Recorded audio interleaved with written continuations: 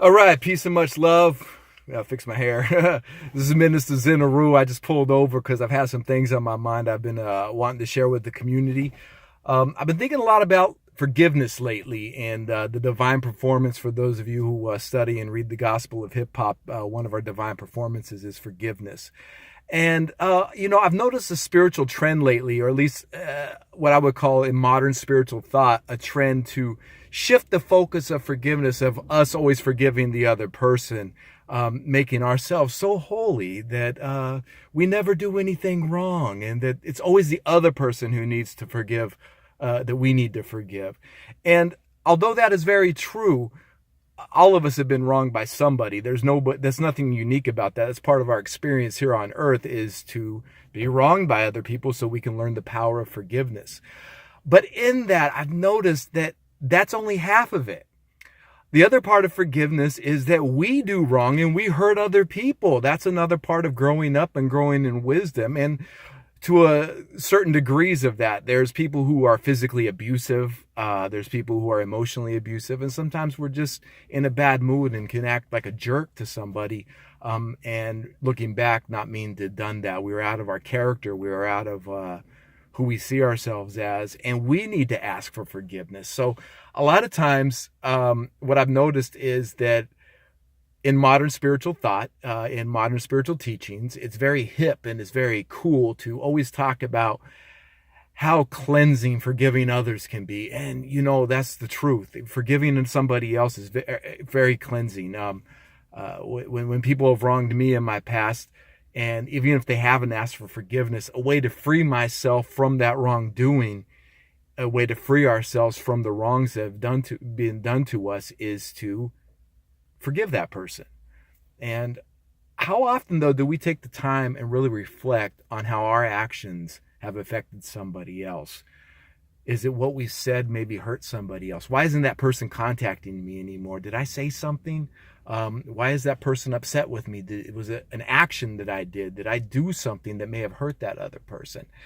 And if we examine that, a lot of times we may come up with the fact that we're not so, squeaky clean, that we've done things that have hurt other people. And we need to go out and seek forgiveness. And this is a supernatural act. This takes courage. This takes humility. This takes setting the ego aside, going up to somebody and saying, yo, the way I acted the other day was wrong, and I apologize for that. Will you please forgive me? Now, if the other person is still hurt by that, they may not want to forgive you, and you've both got to sit with that for a minute and really feel what that feels like to have done wrong to somebody else. But I found most of the time that just the act of recognizing when we've wronged somebody else and we ask them for forgiveness, like, yo, I did something to you that wasn't good. I don't feel good about it. I know you can't feel good about it. And I'm just asking you to forgive me. I was immature. I was in a rush. I was out of myself. I wasn't thinking straight. Will you forgive me for doing so and so to you? Will you forgive me for that? You might find that most of the time people are really willing to forgive, and there's a healing that happens when we ask somebody to forgive us, when we say, yo, I've wronged you. And then they say, yeah, I forgive you. It's all good, man. Thank you for reaching out. Thank you for asking for that forgiveness. It's very important that we don't get so stuck and think that we're these ascended masters, these ascended spiritual gurus who walk around and only other people wrong us. Only everybody else needs our divine forgiveness, because we need to put ourselves in check and realize that, yo, we need to ask for forgiveness too. And asking forgiveness from the Creator. Asking God, in my immaturity, I wronged you, God. I wronged you, Great Spirit. I committed an act that hurt myself first and hurt you too, God. Will you forgive me for my immaturity? Will you forgive me for losing my temper? Will you forgive me for my ignorance? That's real spiritual talk, because we have to see ourselves. We have to see ourselves as we really are. If we're ever going to grow spiritually, we have to see ourselves as we truly are. And if we don't see the harm that we've caused anybody else, if we don't see the things that we've done to other people that have hurt them, we will not grow spiritually. You will not grow spiritually if you do not see the wrongs and mistakes you've made towards other people. It's impossible to grow if you've hurt somebody and you don't acknowledge the hurt that you've caused somebody else. Any of us. And we're all guilty of this. We've all done this. But this is where the divine performance comes in, of performing forgiveness. When we ask for forgiveness for the things we've done and we are forgiven, we clear that karma. We clear whatever was headed our way from that act of hurting somebody else. We clear that karma. And it's a supernatural act as well to forgive somebody else.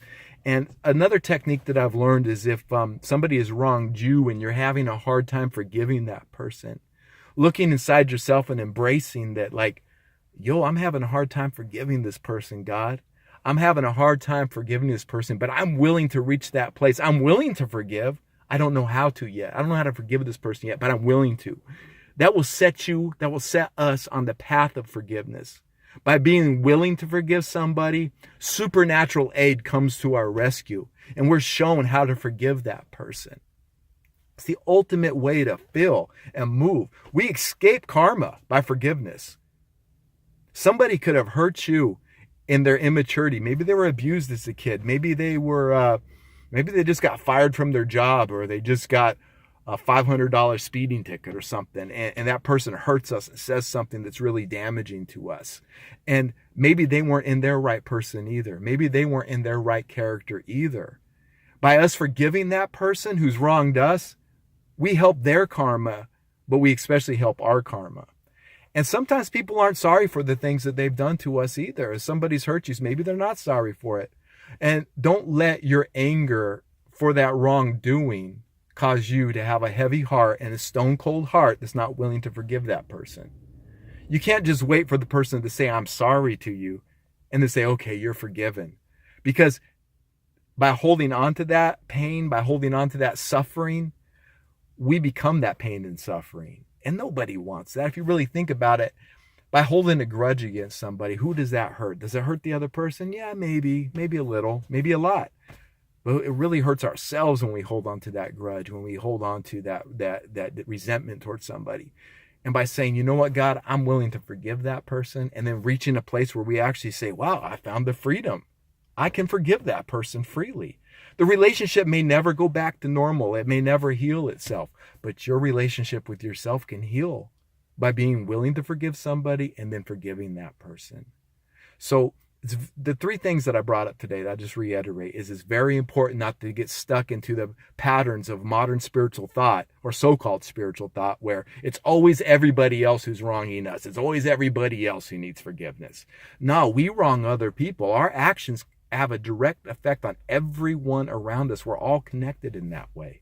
So we have to look and examine ourselves, look at ourselves and examine ourselves in the heart and say, yo, I really hurt that person. I need to seek forgiveness. Or, yo, I really hurt God. I need to seek forgiveness from God. So those are the first two, asking others for forgiveness and also asking God to forgive us of our immaturities, our wrongdoings, anything that we need forgiveness for. And then the third piece is forgiving others. That's a supernatural act in and of itself.